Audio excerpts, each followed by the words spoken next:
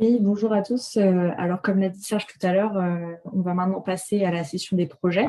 Donc, on a sélectionné 4 projets du territoire qui encouragent la promotion des métiers. On va commencer par vous présenter 2 vidéos sur 2 projets qui sont le projet Cap Avenir et le projet du bateau-école du lycée maritime Anita Conti. Ensuite, chaque porteur de projet qui sera accompagné par son GALPA et pourra présenter un peu plus en détail son projet et répondre à vos questions. Et ensuite, on pourra poursuivre avec les 2 autres vidéos qui présentent donc l'atelier du corail et l'ami du boulonnais. Et de même, leurs porteurs de projet pourront ensuite intervenir. Donc, je vais maintenant lancer la vidéo.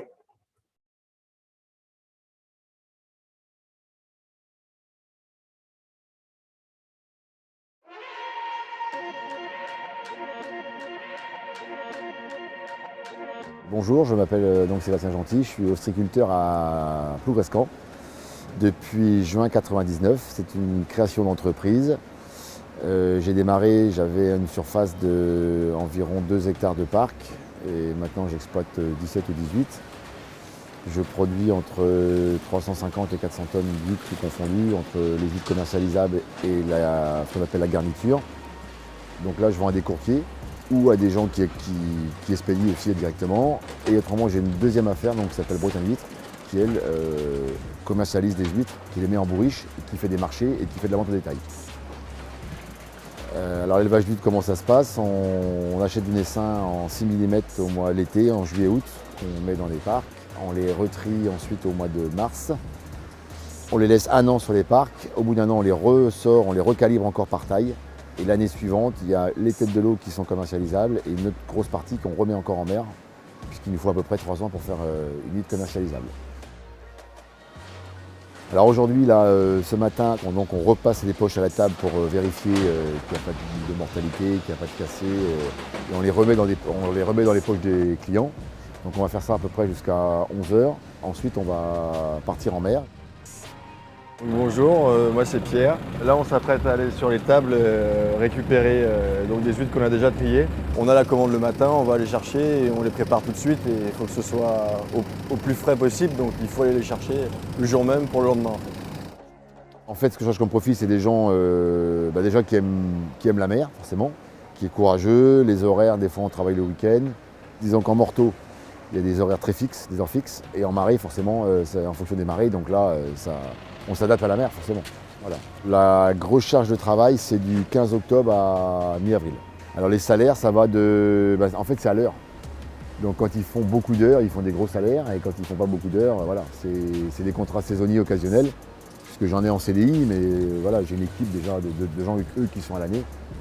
Et donc les salaires, ça peut varier de 1500 à 2000, ça dépend des heures qui sont faites. Mais bon, après les formations, il n'y a pas besoin de... Voilà, c'est quelqu'un qui veut venir, qui veut travailler, il n'y a pas de problème, il s'adapte, il travaille. Donc voilà, on vient de rentrer de la marée, il est 15 h, on a fini notre chargement pour finir la commande. Et ensuite, rendez-vous demain matin à 8 h pour continuer. Donc si le métier d'ostréiculteur vous intéresse, contactez Cap Avenir.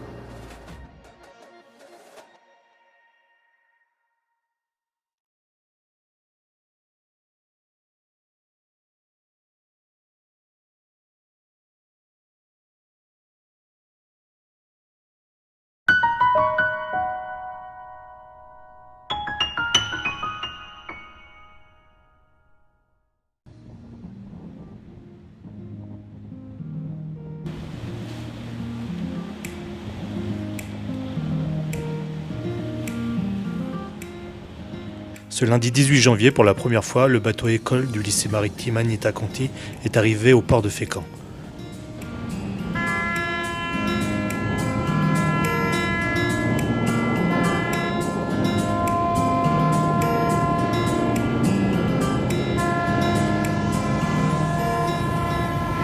C'est toujours un moment fort d'accueillir un nouveau navire dans un port, et plus encore quand celui-ci a pour vocation de former les marins de demain. Le bateau Anita Conti est un monocoque de 12 mètres, construit par le chantier naval diepois Manche Industrie Marine. Ce navire peut accueillir à bord 2 professeurs et 12 élèves.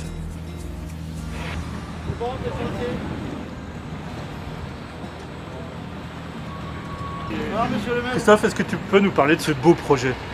Alors c'est un projet qui a mûri il y a plus de 2 ans maintenant, puisqu'on avait notre ancien bateau qui n'était plus navigable, enfin il n'avait plus la capacité à naviguer. Donc on a cherché à acquérir un nouveau bateau. Donc après, la première des choses, c'était de réfléchir sur le concept, quel type de bateau, pourquoi faire. Et naturellement, je vais dire le comité qui se réunissait, c'est-à-dire des enseignants, des professionnels, des parents d'élèves, on s'est orienté vers un bateau de moins de 12 mètres, moins de 250 kW. Ça, c'était la page blanche de départ. Et puis, petit à petit, l'appel d'offres, on a précisé le cahier des clauses techniques particulières. Et on a publié un marché en juillet 2019, après avoir trouvé des financements auprès de l'agglomération, du programme de développement local mené par les acteurs locaux du Fonds européen pour les affaires maritimes et la pêche, donc le FEAMP. Et le FEAMP a subventionné l'agglomération a subventionné à hauteur de 70% le bateau, quoi. Les 30 autres pourcents étant sur les fonds propres du lycée, donc taxe d'apprentissage en particulièrement. Est-ce que vous pouvez nous expliquer le rôle de l'agglomération pour cette première française ?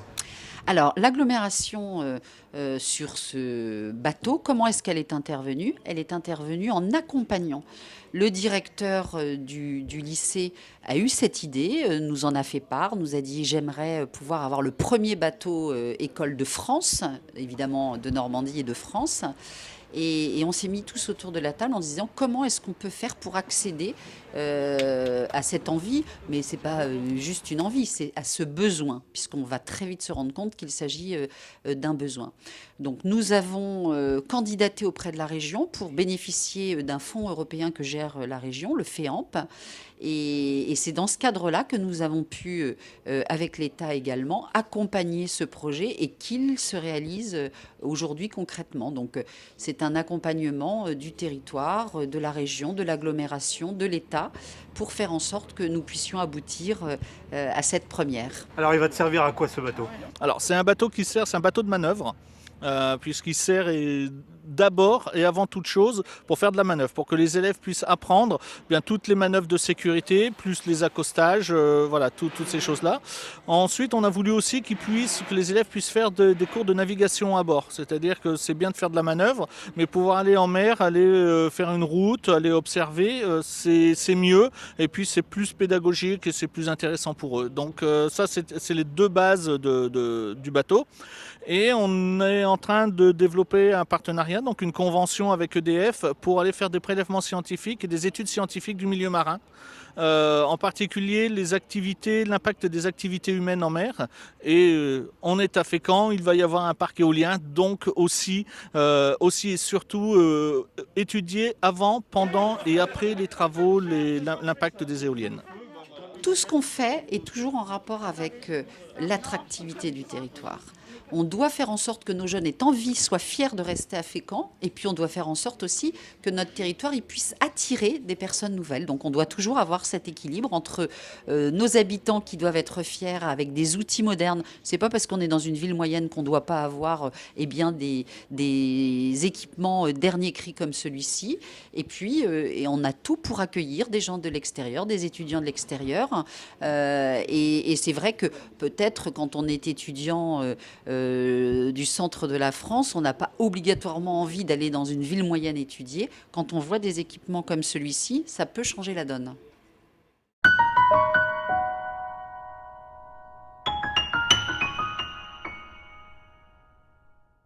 Donc on va commencer par l'intervention de Morgane Lahaye qui travaille donc à l'association Cap Avenir et qui est accompagnée du GALPA de Saint-Brieuc. Est-ce que vous êtes tous les deux bien là ? Oui, si vous m'entendez. Oui, également présent. Bonjour, merci beaucoup de nous avoir rejoints. Et puis, je vous laisse la parole pour présenter un peu plus votre projet et comment vous faites la promotion des métiers à votre échelle. Alors, bonjour à tous et toutes. Donc, je suis Morgane Lahaye, je suis chargée de mission pour une association qui s'appelle Cap Avenir 2235.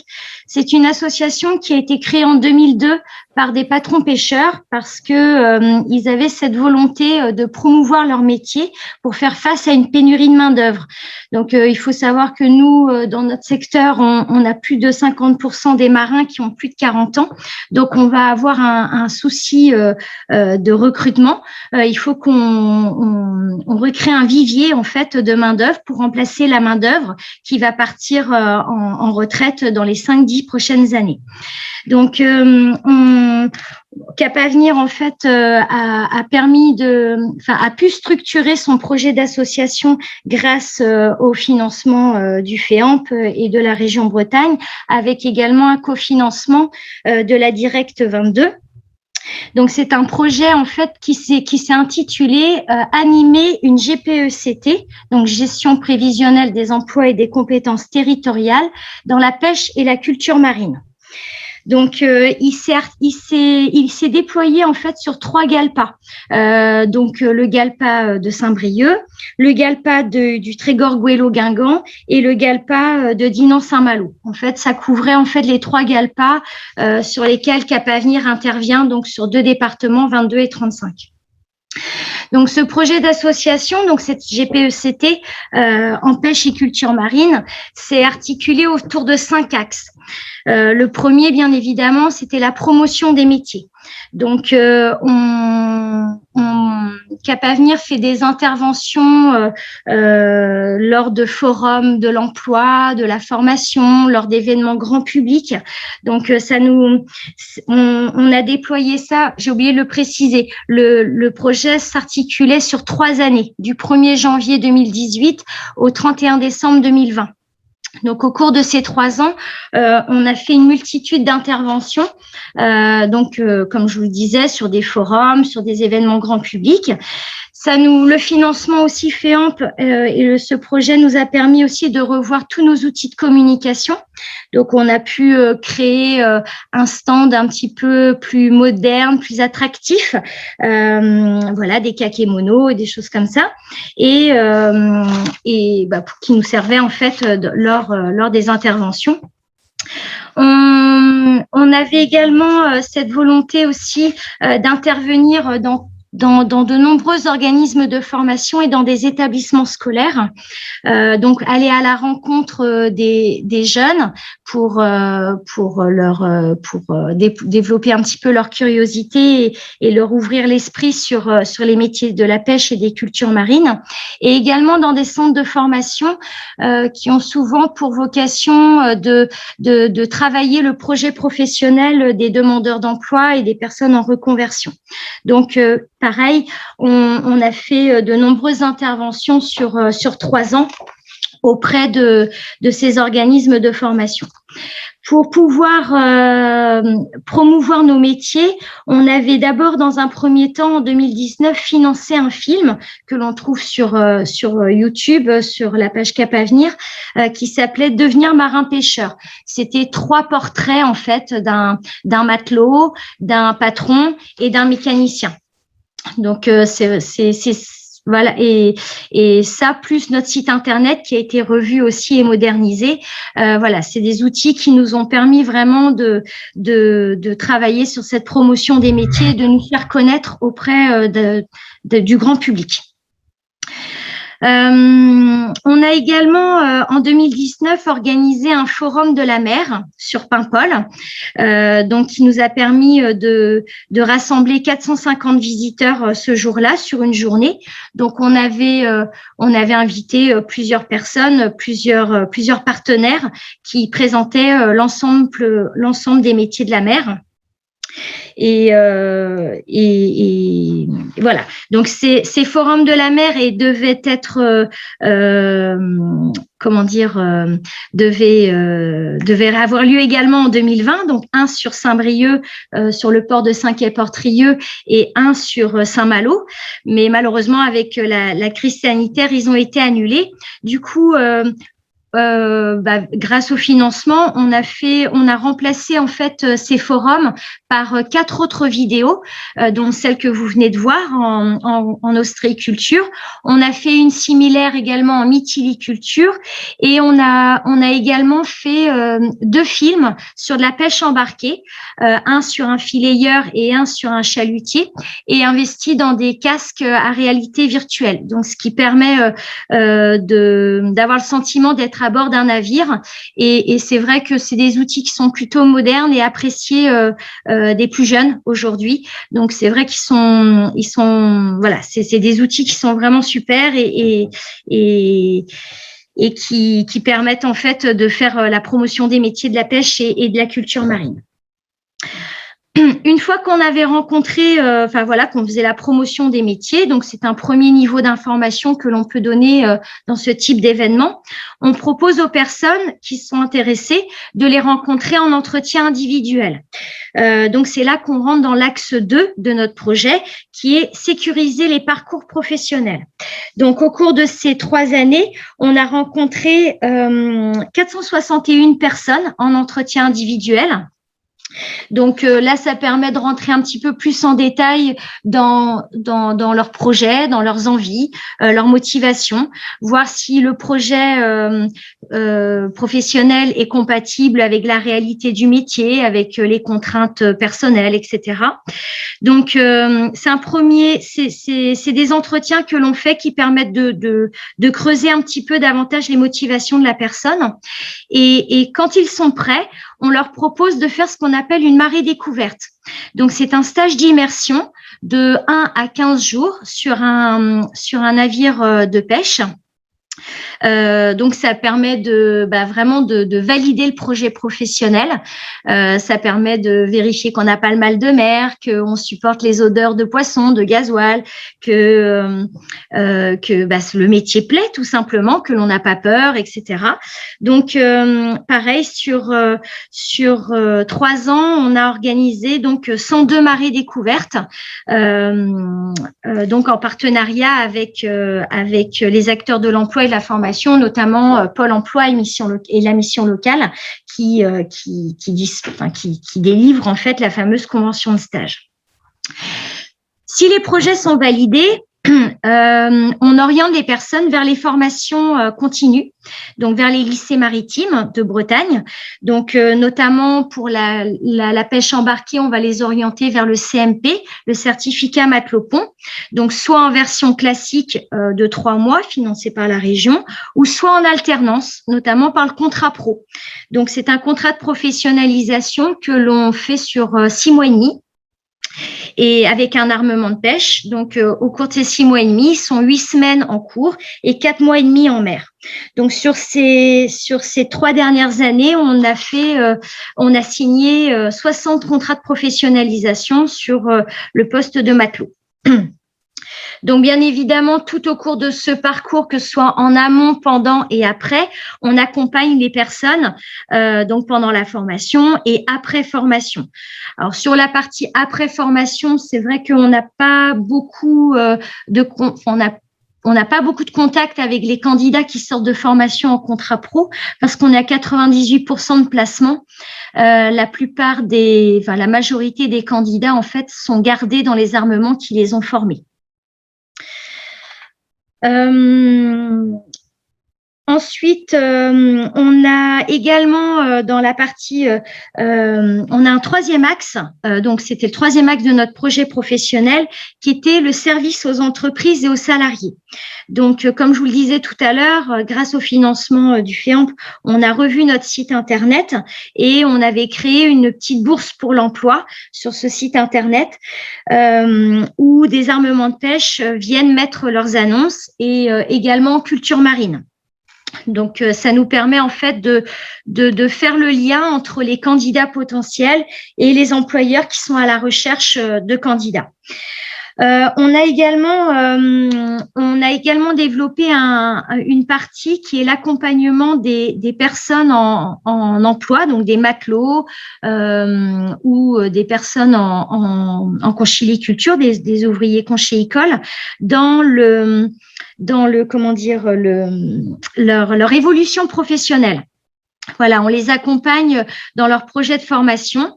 On va les aider à monter le dossier de formation auprès du lycée maritime. On va les aider à trouver le financement pour pouvoir financer la formation et avoir une rémunération pendant la formation. Donc, c'est toute cette petite partie qui s'est beaucoup développée ces 3 dernières années, notamment en 2020, où on a accompagné de nombreuses personnes en emploi. On travaille également avec les lycées maritimes et le CEFCM, qui est un organisme de formation qui travaille en collaboration avec les lycées maritimes pour monter des actions spécifiques à la validation de projets, ce qu'on appelle des POEC ou des ATE. Donc, c'est des actions territoriales expérimentales. Donc, l'objectif, en fait, est de valider un projet et d'enchaîner ensuite sur une formation qualifiante.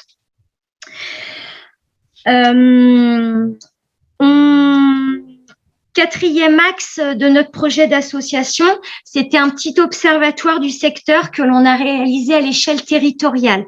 Donc, l'idée, c'était d'identifier sur les entreprises de pêche embarquées de nos 3 GALPA, toutes les entreprises qui avaient des besoins en main-d'œuvre sur les 5 prochaines années.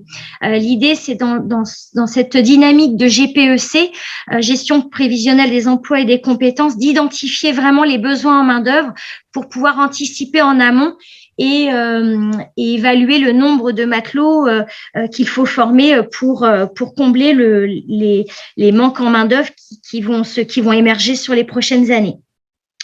Donc, c'est un exercice que j'avoue a été très difficile à faire et qui est, en raison de la crise sanitaire, on a été pas mal perturbés. Il y a eu des arrêts au niveau de la profession. Donc, voilà, ça a été laborieux. On a quand même réussi à sortir des données, donc plutôt à l'échelle territoriale. Donc, c'était pas du tout en concurrence, j'ai envie de dire, avec des analyses qui sont faites à l'échelle régionale, où on peut toujours trouver ces données sur Internet. Là, c'était vraiment port par port, quoi, à l'échelle vraiment territoriale. Excusez-moi, Morgane, je me permets juste d'intervenir. On a un petit peu limité au niveau du temps. Oui, j'ai fini. Super, parfait. Voilà, c'était juste mon dernier axe, en fait, qui est le 5e axe. C'était l'animation du réseau emploi-formation. En fait, c'est un axe qui est transverse à tous les autres parce que, voilà, on travaille avec l'ensemble des acteurs de l'emploi et de la formation pour pouvoir mener à bien l'ensemble de ces missions. Donc, le projet est aujourd'hui terminé, mais voilà, on continue nos actions, bien évidemment, on continue nos actions, tout simplement. Merci à vous. Merci beaucoup. Est-ce que vous avez des questions? Est-ce que quelqu'un veut intervenir par rapport à la présentation qui a été faite? Sinon, on va pouvoir demander donc à Christophe Molin, qui est le directeur du lycée maritime Anita Conti, s'il est présent, qui est accompagné d'Amandine Bizarre du GALPA Fécamp. Donc oui, je suis présent et je vous remercie de l'invitation. Amandine, je ne sais pas, tu es présente aussi? Oui, c'est bon, je suis là. Voilà, bon, c'est parfait. Donc, on fait un sacré duo ici sur Fécamp, le lycée maritime Anita Conti et puis l'agglomération, donc avec Amandine. Donc déjà, la présentation de Cap Avenir, c'est impressionnant, ça donne des idées. Surtout en tant que lycée maritime, ça donne plein d'idées pour développer justement l'attractivité des métiers de la mer, qui reste un souci, puisque globalement, l'ensemble des 12 lycées maritimes en France ont du mal à remplir leurs classes, en particulier en formation initiale, alors que, comme la collègue vient de le dire, à l'arrivée, c'est 95, 96, 98% des personnes des ex-élèves qui ont du travail. Donc, c'est quand même assez dommage. Mais bon, donc encore félicitations félicitations aux collègues bretons. Alors, Merci. voilà. Donc le lycée Anita Conti, alors c'est une grande histoire avec le DLAL Ferrand puisqu'on a mené 3 projets. Le premier était la réalisation de BD sur la sécurité survie qu'on donne au lycée, au bateau de pêche normand. Mais le fichier est à disposition pour ceux qui le veulent totalement gratuitement. Ensuite, la deuxième partie d'un projet global qui s'appelle de développement durable, le développement pour une pêche durable. Ça passe aussi par, vous avez vu des tutoriels, donc je vous remercie aussi de les avoir passés. Il y en a 120 en ce moment et il y en aura 140 de présentés à terme sur la chaîne YouTube du lycée. Ça se veut être une vitrine de professionnels pour l'ensemble des communautés de marins, qu'ils soient plaisanciers professionnels, qu'ils soient sur les bateaux de pêche, les bateaux de commerce, aux cultures marines aussi, puisque on a toujours besoin de ce savoir-faire des nœuds et ça peut donner des idées et des vocations. Et enfin, le troisième projet, en attendant d'un quatrième, nous avons réalisé donc un bateau école. Alors, je suis un petit peu originaire du Nord, voire beaucoup, donc quand je dis Picard, vous comprenez bien que le art, il est pas forcément de Normandie, mais c'est une fierté normande et c'est une fierté pour moi, pour le lycée et pour moi d'avoir réalisé ce bateau. Alors, une première en France dans le sens où c'est un bateau qui a été spécifiquement conçu pour faire de la manœuvre, pour être un bateau école. Là, il tourne, il vient de passer devant le lycée puisque j'ai la chance d'être en bord de mer. Il tourne, les élèves l'apprécient énormément et ça permet justement de donner une image positive des métiers de la mer, enfin au moins ici sur Fécamp et plus largement sur le territoire ex-Haute-Normandie, donc c'est nos marins. Par rapport à ça, ce bateau nécessitait vraiment une coopération entre les services de l'État, les services de la région, les services de l'agglomération, le lycée. L'appel d'offres a été remporté par Manche Industrie Marine, donc un chantier naval de Normandie, mais il y avait 2 autres chantiers navals qui étaient très très bien placés, donc Lorient et puis Navalu à Bouin, donc en Vendée. Et donc c'est vraiment ça s'est vraiment pas joué à grand chose et on a quelque chose de qualitatif pour que les élèves puissent appréhender les différents métiers. Alors on parle de la pêche bien évidemment puisqu'on a un vire-filet, on a une grue, filet 3 en 1, donc pour casier, ligne et filet. Mais aussi on anticipe l'avenir avec un treuil et puis l'étrave, si vous avez remarqué qu'il a un gros nez voilà, pour faire de l'accostage, type accostage par l'avant sur les éoliennes. Donc, comme il va y avoir une base de maintenance, comme il va y avoir des éoliennes, eh bien, l'intérêt, c'est que le bateau puisse aussi servir à former des futurs techniciens. Alors, pas les techniciens qui sont déjà en place, parce qu'ils en auront l'habitude, mais de futurs techniciens qui voudront aller travailler sur les éoliennes en mer. Et puis, la particularité, pour faire vite, de ce projet, eh c'est on s'associe avec EDF Renouvelables, donc l'industriel qui va exploiter le champ des éoliennes, pour justement aller étudier l'impact des éoliennes, d'installation des éoliennes sur le milieu avant, donc faire une étude à l'année -1, pendant les travaux, en particulier certainement avec des études acoustiques, et après, pour voir l'évolution de la ressource, des ressources halieutiques dans un parc éolien et puis peut-être avoir des données à produire pour les futurs, pour limiter les impacts négatifs, peut-être pour exacerber les impacts positifs s'il y en a, et puis à partir de ce moment-là, d'avoir vraiment des feuilles de route pour que tous les usagers de la mer, marins, pêcheurs, industriels, puissent vivre en bonne harmonie. Donc, si vous avez des questions, je suis tout à fait à votre écoute. Merci beaucoup. Alors, pour le moment, je ne vois pas de questions. Est-ce que, Amandine, tu voudrais rajouter quelque chose par rapport à tout ça? Non, je pense que Christophe a tout dit au niveau des 3 projets, donc il n'y a pas de souci à ce niveau-là. Ok, alors ce que je vous propose, c'est qu'on va passer aux prochaines vidéos et puis s'il y a des questions entre-temps, on reviendra dessus par la suite. Ok, merci. Merci beaucoup.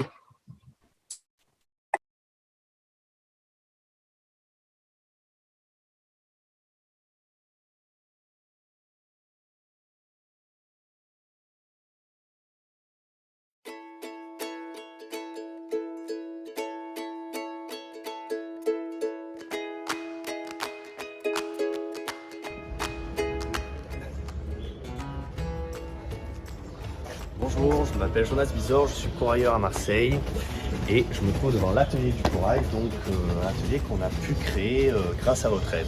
Voilà. Allez, suivez-moi. Donc voici l'atelier et les vitrines avec ces beaux bijoux.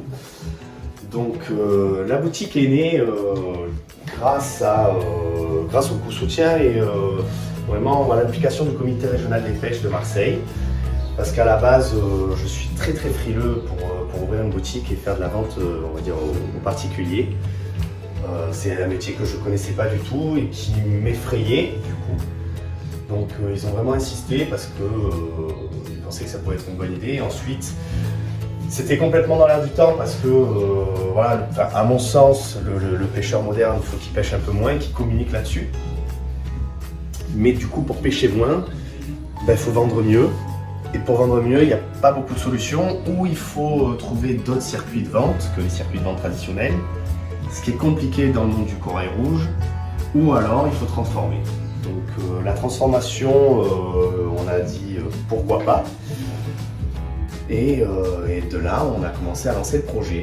Le projet global, avec une boutique ouverte, une boutique atelier ouverte, parce que forcément pour communiquer, expliquer aux gens ce qu'est le monde du corail, le monde sous-marin aussi un petit peu, mais plus particulièrement le monde du corail, la déontologie de pêche, la législation, et surtout insister, parce que les gens, il faut les rassurer quand même, et c'est une part de la boutique, la communication sur quel est l'état du stock.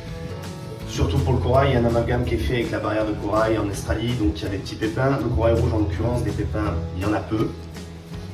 On a cette chance-là, que ça a été bien géré auparavant. Donc voilà, projet global avec aussi des nouvelles machines, des logiciels de caisse, une caisse, donc des choses qui m'étaient complètement étrangères.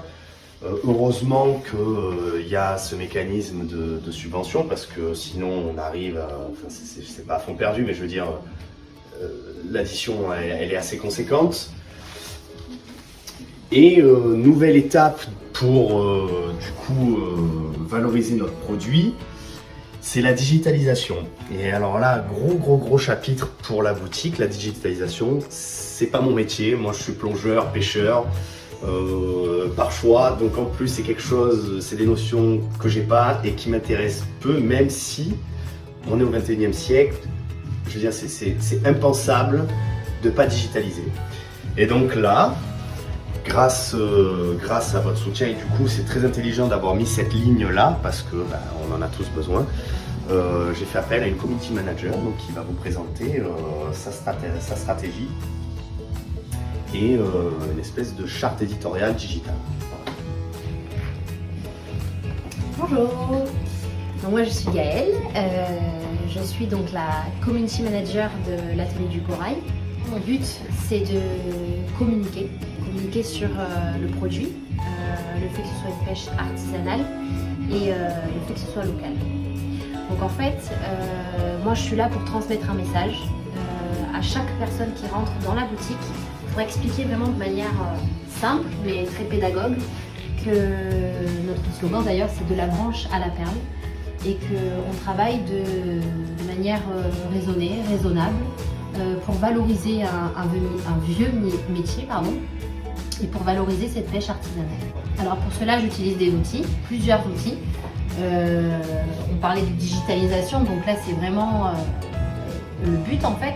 J'utilise le moyen du digital, donc à travers les réseaux sociaux, Facebook, Instagram. J'ai aussi créé un site internet grâce à vous.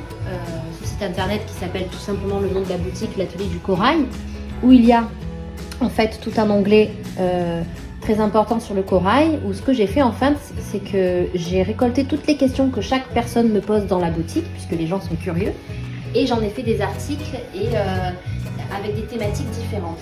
Donc je fais des recherches historiques sur tout ça puisque en fait le corail est utilisé depuis des années en bijouterie mais aussi en médecine. On se soignait avant avec le corail. Donc voilà, moi mon but c'est vraiment de cultiver et de transmettre tous ces messages par le biais du digital.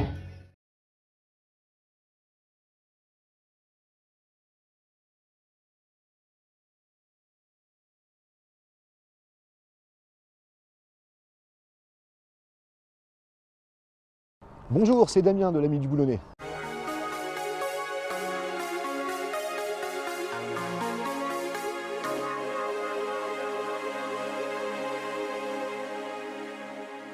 L'Ami vous accompagne dans votre recherche d'emploi, de formation et dans vos projets de recrutement. Aujourd'hui, je vous propose de partir à la découverte des métiers de la mer avec La Touline. La Touline, c'est une association spécialisée depuis 30 ans dans l'accompagnement vers les métiers de la mer. La Touline, l'association Pôle emploi maritime. Alors, la Touline, c'est une association qui a été créée en 1989 ici à Brest et qui a pour vocation d'accompagner donc vers l'emploi toute personne qui montre un intérêt pour les métiers de la mer. Mon rêve, ça serait de naviguer. Je souhaite rentrer dans la marine en tant que fusier marin. Je vais me reconvertir dans la pisciculture. Du moment que ça touche la mer ou le poisson. J'ai envie de tester vraiment la pêche, quoi. Ce serait de partir sur un bateau de pêche tant que pas mécanicien embarqué. Je voudrais joindre la météo et l'océanographie. Mon rêve demain, ce serait d'avoir un petit caboteur en Afrique. Ici, on accueille un groupe de 14 stagiaires. Ces stagiaires sont en cours de réorientation professionnelle vers les métiers de la mer. Alors, on commence par leur faire découvrir une douzaine de filières. Donc, je les cite, les services portuaires, la pêche, l'administration maritime, les cultures marines, la construction, réparation navale, les énergies marines renouvelables, le nautisme, la plongée professionnelle, les algues, la transformation, la marine marchande, les ports de plaisance. Donc là, ils rencontrent des professionnels qui viennent les voir, qui vont leur parler des métiers, des conditions de travail, des évolutions possibles. Et puis ensuite, ils vont sur site. Allez, c'est parti, on tire.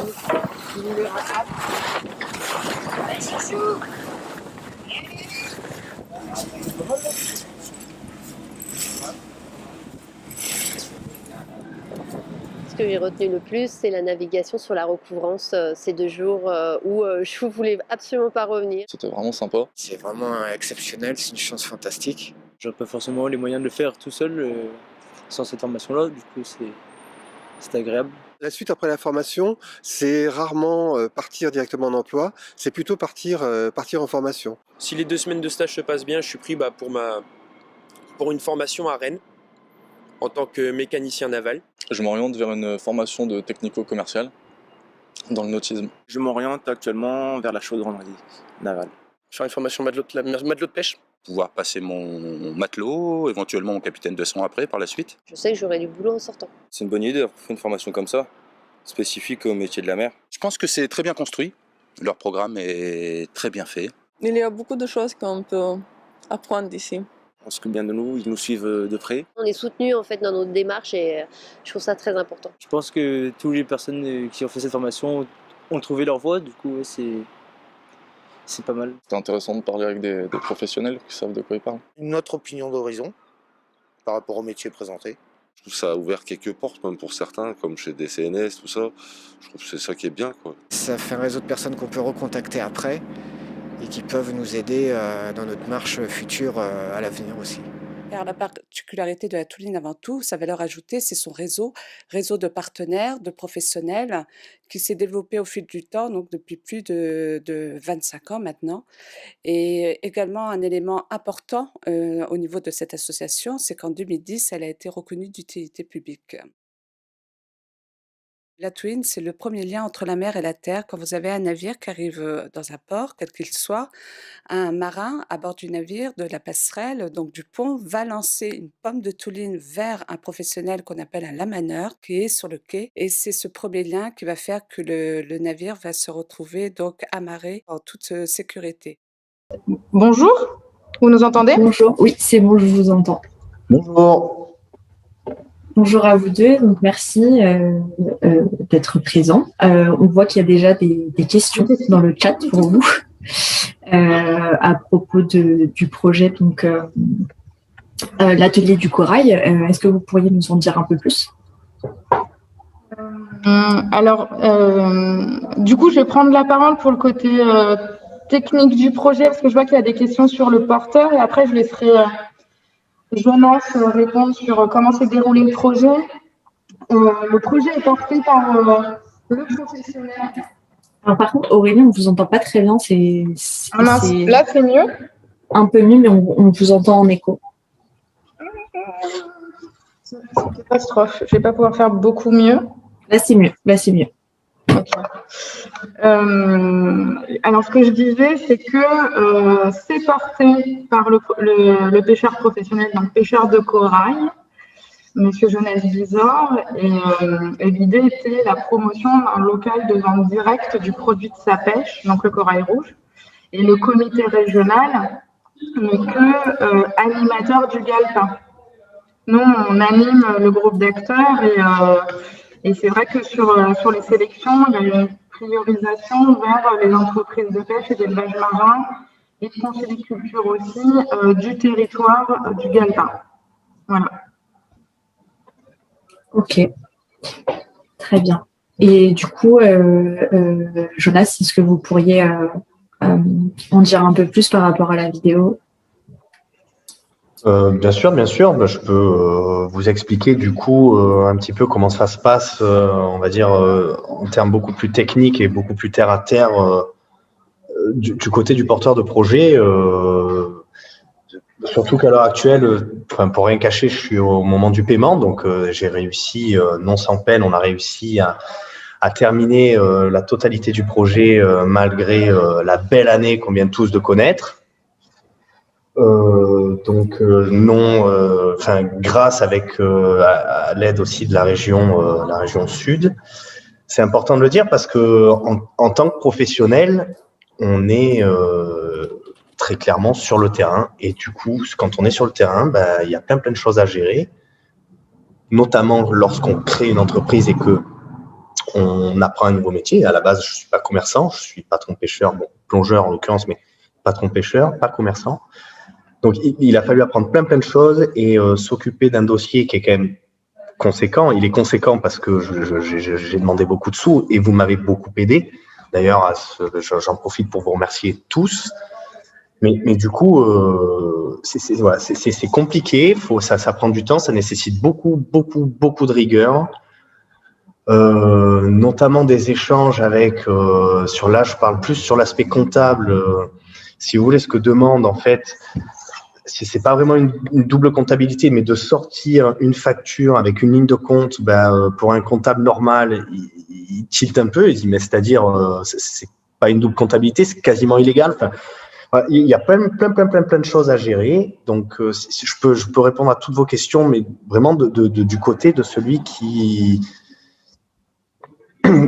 porte le projet. Après, vous connaissez mieux que moi tous ces rouages. Voilà. Si ce n'est que mon projet, moi, il me plaît. J'ai l'impression que ça fonctionne plutôt bien hors virus. Là, à l'heure actuelle, à Marseille, sans les restaurants, dans un quartier touristique, c'est pas exactement la même. Mais c'est là qu'on voit les avantages du site. Là aussi, j'ai bien compris que c'était de l'argent public qui était distribué. Du coup, on se sent pas une responsabilité, mais on se dit, faut pas qu'il soit utilisé n'importe comment. Donc là, aussi encore merci parce que, je le dis dans la vidéo, merci de mettre la ligne digitalisation. Elle est capitale pour une entreprise en ce moment, mais je veux dire même sans le virus, encore plus essentielle avec le virus. Mais pour une entreprise maritime, j'ai vu les autres vidéos, je vois mal un ostréiculteur, je ne veux pas parler à sa place, mais on n'est pas animateur web, on ne sait pas ce que c'est que le community management, créer un site internet, tout ça, c'est pas notre métier. Et le fait de pouvoir être aidé là-dessus, quand je dis d'être aidé, je vais être très terre à terre. Le fait qu'on nous aide financièrement, déjà, ça nous enlève la peur de se dire, je dépense beaucoup de sous parce qu'ils se font quand même bien plaisir sur l'addition et peut-être que ça va pas marcher. Vous voyez? Voilà. Je ne sais pas si j'ai été clair et si je peux rajouter d'autres renseignements, mais je pense que c'est déjà pas mal. Oui, merci. On a un petit commentaire d'Aline qui a dû partir, qui explique que un tel projet n'aurait pas pu être financé en Nouvelle-Aquitaine car il serait tombé sous le coup d'un régime d'aide d'État et que donc vous avez de la chance d'avoir pu mener ce projet jusqu'ici. Voilà. Et sinon, pour l'instant, on n'a pas d'autres questions. Est-ce que quelqu'un souhaite intervenir? Oui. Pour rebondir sur le commentaire d'Aline, une partie entrepreneuriale, mais il y a surtout une partie promotion de l'activité Corail Rouge parce que c'est une filière très importante sur notre territoire. De manière générale, en Méditerranée, elle est méconnue. Les deux seules régions où la profession Corail Rouge est pratiquée en France, c'est en Corse et en Provence-Alpes-Côte d'Azur. Donc en fait, on a un intérêt flottille collectif qui est... il y a un réel intérêt d'avoir un focus. Et d'ailleurs, sur l'ensemble du GALPA, Gallica, on a 2 projets qui sont liés à la promotion du corail rouge parce que c'est un métier qui reste confidentiel aux yeux du grand public et en fait mérite des projets de promotion et de valorisation collective. D'où le choix de la promotion du projet de M. Bizor et d'un deuxième projet relatif aussi à la promotion de la filière. Et du coup, c'est comme ça que nous, le projet s'est retrouvé sélectionné avec des discussions animées avec les parcs nationaux et les membres de mon comité de sélection. Voilà. Très bien, merci beaucoup. Je pense que si personne d'autre ne veut intervenir, on va pouvoir passer à la présentation du dernier projet, l'Ami du Boulonnais, avec Damien Couvlar, qui est accompagné par Florence Sergent du GALPA Côte d'Opale. Oui, bonjour à toutes et tous. Effectivement, Damien Couvlar, je suis chargé de projet relations entreprises au sein de l'association Amis du Boulonnais, Amis du Boulonnais qui est la fusion d'une mission de l'emploi, de la maison de l'emploi, et de la mission locale, fusion qui a été opérée tout dernièrement sur notre territoire. Également référent donc de l'association La Touline, dont vous avez pu voir la vidéo de présentation. Voilà. J'ai la chance de passer en dernier parce que Cap Avenir, le bateau école, l'atelier du corailleur ont un peu donné toutes les indications sur l'essence même du recours au GALPA pour travailler sur la promotion des métiers liés au maritime. Je pense avec des spécificités liées à chacune de nos régions d'origine, des spécificités métiers liées à nos régions.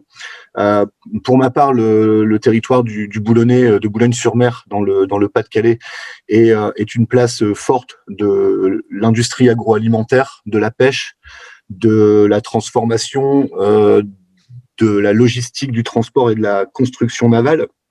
Et en ce sens, il est clairement nécessaire de travailler en amont sur la réponse aux besoins en personnel de ces entreprises qui font vivre notre territoire.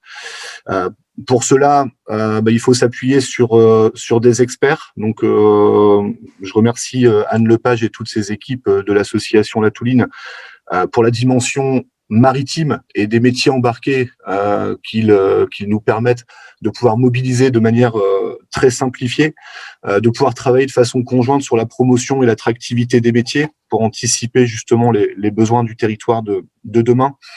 Et de pouvoir accompagner les entreprises. L'atelier du corailleur le disait, il est marin-pêcheur, il est plongeur. Alors, il n'est pas vendeur de magasin, mais bien souvent, on se rend compte aussi que les plus petites structures ne sont pas forcément toutes des recruteurs. Et en ce sens, nous avons la possibilité, nous, avec les publics que nous accompagnons, donc les publics chercheurs d'emploi, que nous accompagnons de 16 à 60 ans et plus, pouvoir rapprocher cette offre et cette demande d'emploi sur le territoire. et de pouvoir faire la promotion des métiers liés au maritime, quels qu'ils soient, auprès de cette population en recherche de solutions d'avenir et de pouvoir les accompagner sur le long terme, ainsi que les entreprises. Merci beaucoup. Florence, est-ce que tu veux rajouter quelque chose? Une petite chose peut-être, d'abord parce que, merci Damien de prendre la parole. Anne est là aussi, de la Touline. Moi, je trouve que ce qui est intéressant aussi dans ce partenariat, c'est que on a tous des spécificités sur nos territoires liées à nos activités et à travers le lien qui a été tissé entre l'AMI et la Touline à Brest. C'est aussi la possibilité d'offrir à des publics une ouverture vers d'autres métiers qu'on n'a pas chez nous. Voilà.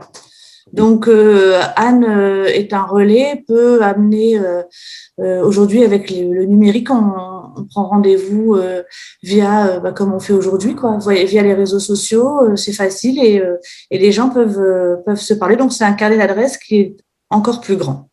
Je pense que voilà. Et peut-être que Anne veut ajouter quelque chose. Oui, si vous voulez, bien sûr. Oui, bonjour à toutes et à tous et merci de m'avoir convié à cette réunion. C'est vrai que c'est une complémentarité qui s'est mise en place au fil des ans. On avait déjà eu l'occasion de pouvoir travailler en lien avec, à l'époque, c'était la Maison de l'Emploi du territoire boulonnais. C'est à cette occasion que j'avais eu l'occasion de rencontrer Florence notamment.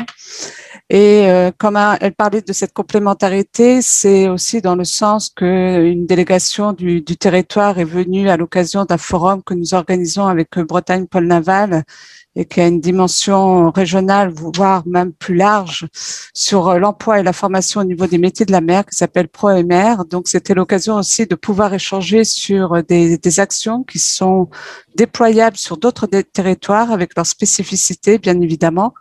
Et nous, la Touline, on a eu l'occasion aussi d'aller à Boulogne-sur-Mer pour rencontrer les acteurs, pour pouvoir aussi travailler en lien avec Damien, lui apporter des clés pour lui permettre d'agir directement sur le territoire en lien avec ces différents acteurs, que ça soit sur l'emploi, sur la validation des acquis d'expérience, que ça soit au niveau de la sensibilisation des métiers, des informations métiers que nous organisons, sachant que la Touline est présente à la fois en région Bretagne, en région Pays de Loire, en Provence-Alpes-Côte d'Azur. Et maintenant, donc, nous avons une ouverture sur la façade Manche, ce qui nous manquait. Donc, voilà. Donc, c'est un beau partenariat et qui se poursuit. Voilà, avec des interlocuteurs experts aussi dans leur domaine. Merci beaucoup. Est-ce que quelqu'un d'autre souhaite poser une question ou intervenir?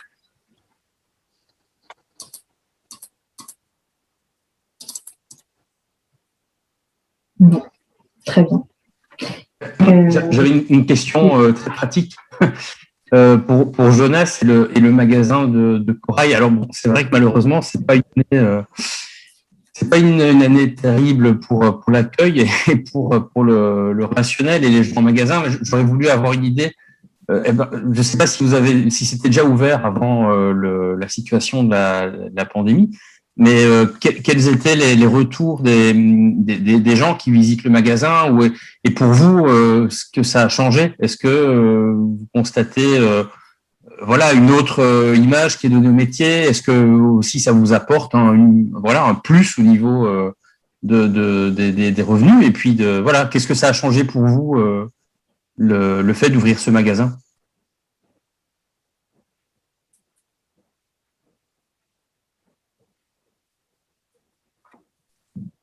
Je ne sais pas si Jonas m'a entendu.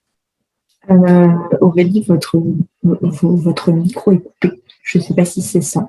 On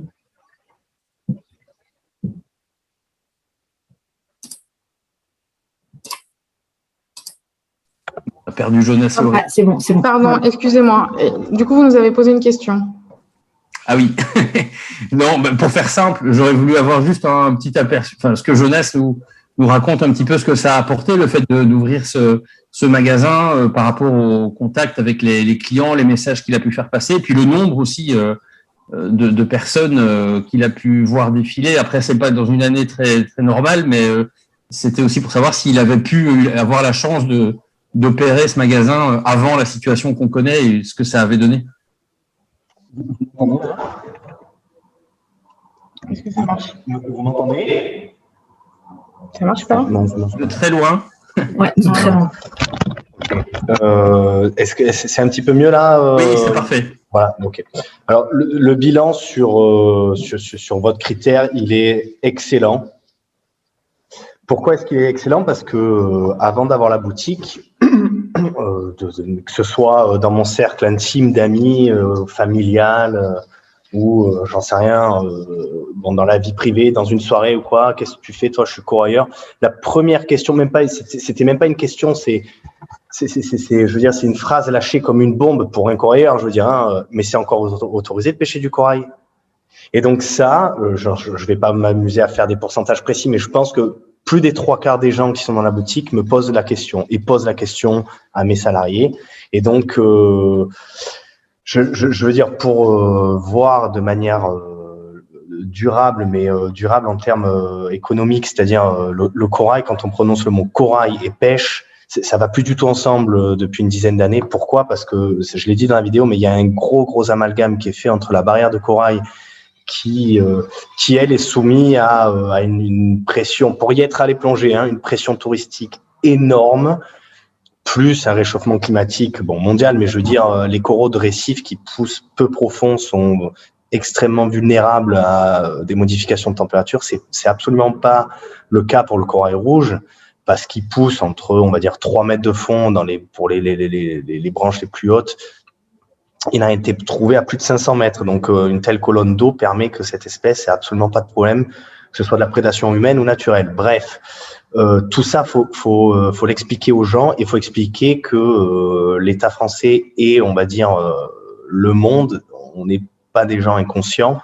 Voilà, des corailleurs, on est 16 autorisés. Le dernier comptage, on va dire, sur tout le pourtour méditerranéen, on était 103. Alors, je pense qu'on peut aisément doubler avec le braconnage, mais ça fait toujours que 200 personnes qui prélèvent une seule et même ressource sur un territoire qui est en fait gigantesque. Donc, il n'y a pas de problème de stock. Et une fois que les gens sont rassurés et qu'ils comprennent que, de toute façon, je pêche que pour la boutique et que j'ai diminué mes pêches de plus de 50%, mon pari à moi, perso, il est gagné. Et en plus, ça fait un argument commercial qui est juste énorme et qui fonctionne très bien. Merci. Voilà. C'est assez clair. Très intéressant. Ouais. Super. Et je pense qu'on va pouvoir clôturer cette partie. Donc, j'espère qu'on a pu montrer la diversité des projets qui permettent la promotion des métiers. Donc, je pense ce qu'on a vu, c'est qu'il y a quand même une réelle demande pour ces métiers de la mer et qu'on a un besoin de communiquer et de permettre aux gens d'y accéder pour que tout ça puisse se développer.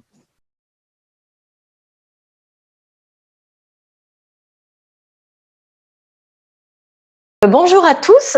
Donc tout d'abord, je vais me présenter. Donc Élodie Tchegaray de l'association du Grand Littoral Atlantique.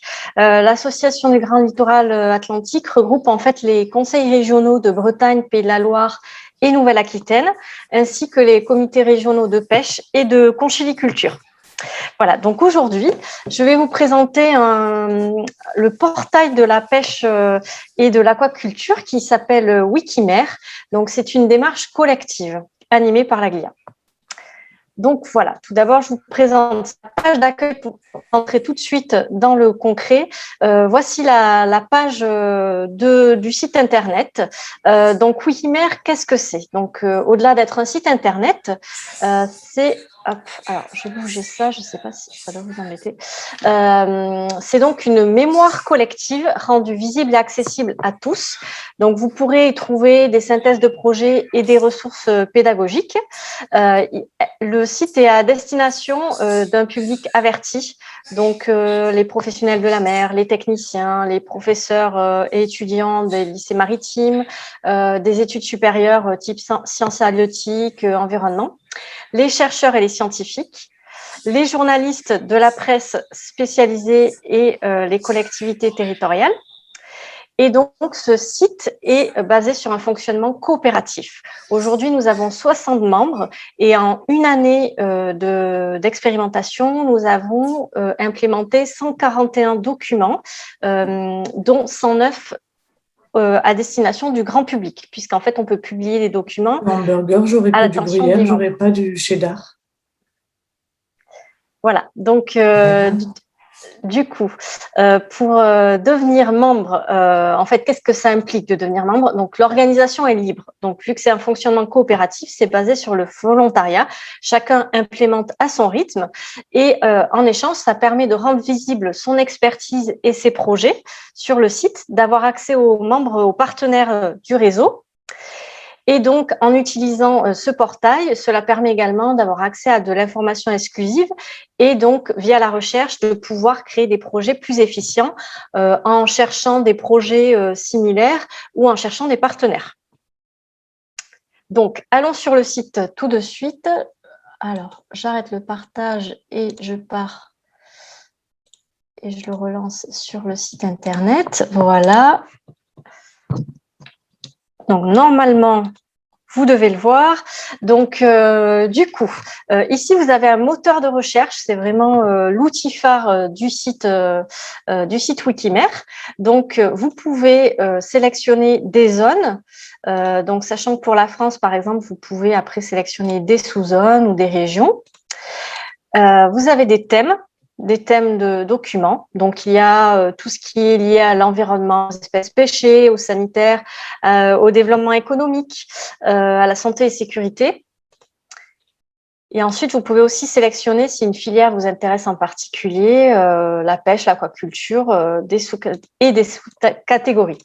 Donc, vous pouvez trouver des projets ou des ressources pédagogiques. Si vous souhaitez vous informer au fil de l'eau sur certains des thèmes présents sur le site internet, vous n'aurez qu'à vous inscrire ici. Vous recevrez directement une alerte mail à chaque fois que quelqu'un met en ligne un projet sur les thèmes qui vous intéressent. Donc, je vais vous montrer, par exemple, comment on peut valoriser un projet GALPA. Donc, là, par exemple, sur la rade de Brest, hop, mince. Alors, hop. La purification. Voilà. Donc, il y a par exemple un projet financé par le GALPA de Brest, la purification des coquillages en rade de Brest. Vous pouvez voir ici, donc, de manière très synthétique, le projet. Donc, où on indique si le projet il est en cours, terminé, il est prévu. Quels sont les partenaires? Il y a une synthèse donc du contexte des actions et des résultats. Et donc là, c'est pas le cas ici, mais on peut aussi ajouter des documents. Vous n'êtes pas obligé de les mettre sur le site Wikimer. Si vous l'avez déjà mis en ligne, par exemple, sur votre site internet, vous mettez le lien de téléchargement de votre site internet. Le but, c'est un portail, donc c'est vraiment de créer le lien, que ce soit à travers les documents de référence ou également la personne contact. Puisque le but, lorsqu'on fait du montage de projet, c'est souvent d'avoir la personne ressource derrière. Donc, par exemple, si vous faites du montage de projet, vous pouvez aussi chercher d'autres projets portés par d'autres structures. Donc là, je vais prendre l'exemple d'un observatoire. Donc là, j'ai tapé observatoire, il y a 9 projets. Donc, je vais prendre le premier. Donc voilà, celui-là, ce projet a été porté par Odyssée Développement et financé par le cluster maritime français. Et donc, vous pouvez voir que, par exemple, cette fiche est très synthétique. Et c'est parfait. En fait, l'objectif, c'est pas d'être exhaustif lorsqu'on met une fiche en ligne. C'est vraiment de mettre des informations qui sont à valoriser et mettre donc là, par exemple, vous avez un lien vers les fiches qui sont en fait un renvoi vers le site officiel et la personne contact. Voilà. Concernant les ressources pédagogiques, voilà, donc on peut avoir de rédaction collective. Donc parfois il y a des membres qui nous proposent un thème sur lequel travailler. Ça peut être le cas, donc là on a les produits de la mer, voilà. Et ça peut être aussi une valorisation de ressources pédagogiques qui ont déjà été créées. Donc là c'est le cas avec notre partenaire. Ça peut être du texte ou ça peut être quelque chose de beaucoup plus visuel, comme des vidéos, des podcasts, des cartes. Là, typiquement, pareil, le lien URL vient du site de notre partenaire. À noter aussi que lorsque vous faites des recherches, vous pouvez télécharger les fiches projets ou les ressources pédagogiques en PDF. Et vous pouvez aussi télécharger la liste des résultats. Donc, par exemple, Rade de Brest, hop, vous pouvez exporter les résultats si vous avez besoin d'un listing de projets. Donc, en plus, ce projet présente aussi les membres. Donc, comme vous pouvez le voir, par exemple, pour la GLIA, il y a une présentation de la GLIA, les auteurs, le contact et tous les projets sur lesquels la GLIA travaille en tant que porteur ou partenaire. L'objectif, c'est vraiment de présenter et de positionner chaque structure membre du réseau. Donc, lorsqu'on est membre aussi, nous avons accès à une interface très intuitive pour implémenter les projets que vous pouvez voir ici. Donc, c'est vraiment des choses à remplir. S'il y a des documents de communication, les membres utilisent, copient ce qui a déjà été produit dans les documents de communication. Et il y a également une bourse à projet. Donc, en fait, c'est la même interface. On passe par le même endroit pour implémenter les idées de projet. Et en fait, cette bourse à projet permet donc de demander s'il y a des retours sur expérience sur les actions ou de voir s'il y aurait des partenaires intéressés. Et donc, on pourra laisser des commentaires dans l'espace de discussion avec toujours la personne contact si les personnes souhaitent échanger plutôt en direct.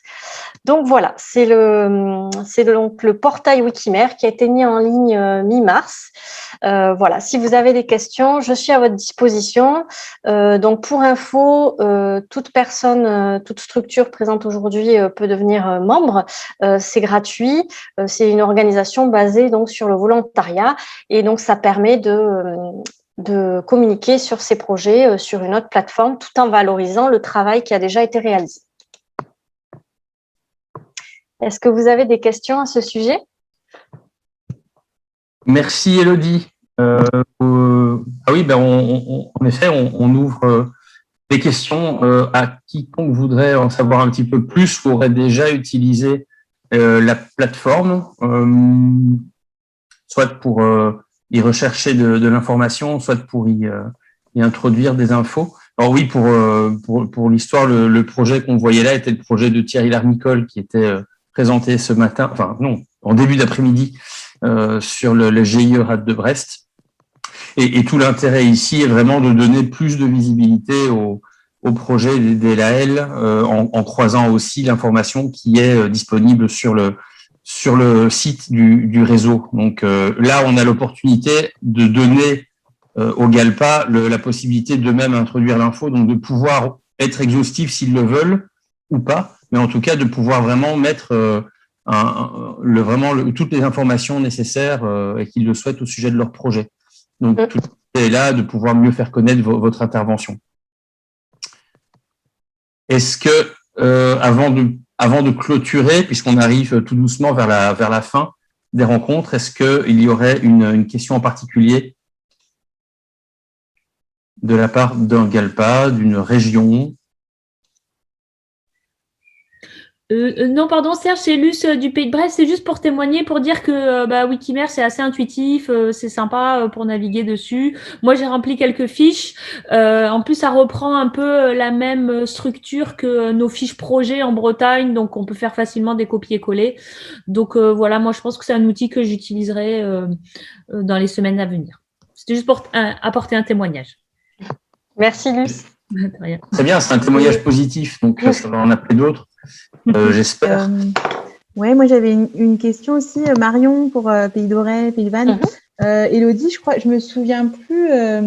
Tous les animateurs sont pas gestionnaires. Enfin, comment dire parce que du coup, moi je me souviens qu'on m'avait dit, non, je sais plus. J'ai l'impression que moi j'avais pas de code d'accès. Mais du coup, Silus.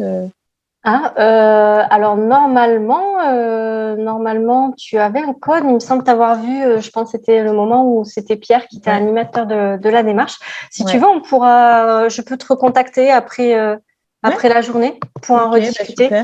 Oui. Oui, parce que je sais plus pourquoi on avait convenu que, bah non, en fait, je lui enverrais les infos et il rentrerait les projets en ligne, mais au final, c'est peut-être plus facile que qu'on le fasse directement. Tout à fait, tout à fait. C'est vrai que l'objectif, c'est vraiment que ça soit intuitif. Et en plus de ça, pour vous, c'est plutôt de vous baser sur les documents de com. Donc, ce que je disais tout à l'heure, c'est pas forcément d'être exhaustif. Si des documents de com ont déjà été produits, de les reprendre tout simplement pour montrer, en fait, pour rendre visible ce travail. Donc, c'est vraiment une démarche de dire, voilà, ça existe. Si vous souhaitez en savoir plus, allez sur ce site internet ou contactez cette personne.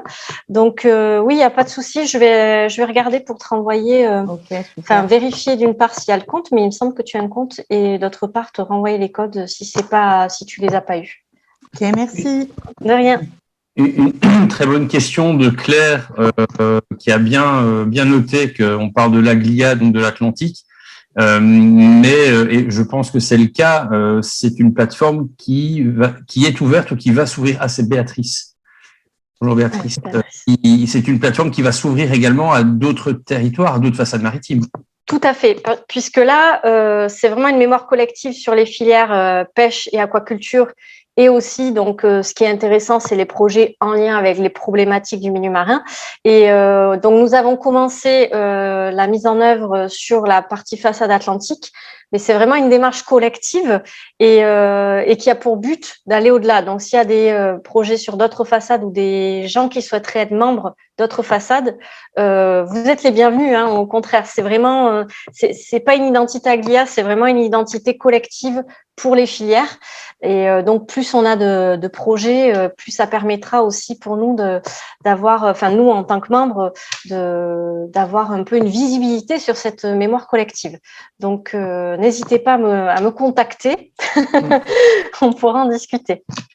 Très bien. Ici, ce qui sera intéressant pour voir notamment suite aux commentaires de Marion, c'est de s'assurer que l'ensemble des GALPA ont bien l'accès à la plateforme et encore une fois, pour remettre le réseau dans la boucle, nous, ça nous permettrait également, si on est en lien de ces transferts d'informations, de capter au moins une partie pour également nourrir le site et puis la mise en page, nous, de nos fiches bonnes pratiques pour les projets qui sont plus restreintes et plus orientées vers de la communication externe et dissémination des travaux des GALPA. Mais en tout cas, on va certainement en profiter aussi. Oui, tout à fait. Hein. C'est vrai qu'on en avait discuté ensemble. Ça permettra vraiment d'optimiser la communication en mutualisant les efforts. Voilà. Merci Elodie. En tout cas, on va en rester là et puis on s'assurera que le contact est maintenu par la suite de ces rencontres. Merci Serge. Voilà, mais voilà. Et pour clôturer, donc encore une fois, merci à toutes et à tous de votre présence. On est quand même resté presque 40 jusqu'au bout. Hein. Quand on disait, quand on parlait des présentations qu'on avait eues ce matin, non, c'était en début d'après-midi, mais il y a eu tellement qu'on a eu l'impression de passer beaucoup de temps. Donc c'est pas mal. Quelques petites notes de conclusion au sujet des projets qu'on a vus, des professionnels qui sont intervenus. Alors il y a eu des mots vraiment que j'ai notés, notamment sur cette mention, enfin que les pêcheurs, les aquaculteurs, en tout cas les professionnels impliqués, sont avant tout des citoyens avant d'être professionnels de leur métier. Et on a vraiment apprécié ça, ce message-là, le fait que les pêcheurs ont aussi un rôle sociétal complet et qui peut s'exprimer à travers leur implication dans le GALPA et qui donc peut leur bénéficier dans leur propre métier, mais également bénéficier à l'ensemble de la société, du territoire, de par leur présence même dans ces travaux, notamment sur les aspects environnementaux aussi et sociétaux et sociaux. Pour après prendre des petits points sur différents projets que j'ai trouvé particulièrement intéressants. Donc sur Cap Avenir, par exemple, c'est 461 personnes rencontrées, ces entretiens menés pour les porter vers des stages et des métiers. Ça donne vraiment une ampleur des projets qui sont portés au niveau local et puis aussi en mutualisation avec d'autres territoires quand plusieurs GALPA sont associés. On va aussi au-delà, j'ai pas pu poser la question, ce serait intéressant d'en reparler, ces exemples de marais de découverte et le fait de rapprocher des demandeurs d'emploi ou des étudiants du milieu professionnel, quelles sont les contraintes aussi logistiques, légales pour aller jusqu'à l'embarquement dans ces marais de découverte. Donc il y a certainement des choses là qui ont été résolues ou travaillées. Donc ce serait intéressant d'en savoir un peu plus pour diffuser cette expérience-là au sein du réseau. Pour aller au-delà, d'autres exemples comme Anita Conti et puis ce bateau qui est maintenant déjà même réfléchi en matière de métiers, d'autres métiers liés à l'économie bleue, comme l'éolien en mer, avec cette ouverture vers la formation, vers ces métiers qui vont être en demande et ces secteurs-là qui vont être très porteurs. C'est une manière aussi de capter ces développements économiques-là et de capter leur valeur au niveau du territoire pour vraiment en faire bénéficier les habitants de ces territoires. Le projet de Jonas sur le corail qui a mis en avant tout ce que ça lui a apporté en termes d'image au niveau personnel, au niveau de la présentation de son activité, et puis ces détails plus techniques mais qui sont intéressants aussi, le fait d'avoir cette double comptabilité par exemple, le fait qu'un projet doive avoir sa comptabilité classique et cette comptabilité spécifique à l'apport du DLL ou du GALPA. Ça peut être très compliqué, il y a des choses là, on parlait de simplification pour la prochaine période, peut-être que là on a quelque chose aussi à analyser, à voir comment ça peut simplifier le travail des porteurs de projets. Et puis l'AMI évidemment, la Touline, pour un petit peu comme dans Cap Avenir, le fait de mettre ces métiers en avant, de les rendre visibles et puis attractifs. Et puis surtout pour l'ensemble de ces travaux, on parle du monde d'après. Enfin, on aimerait bien y être déjà parce que là, ça commence à faire long.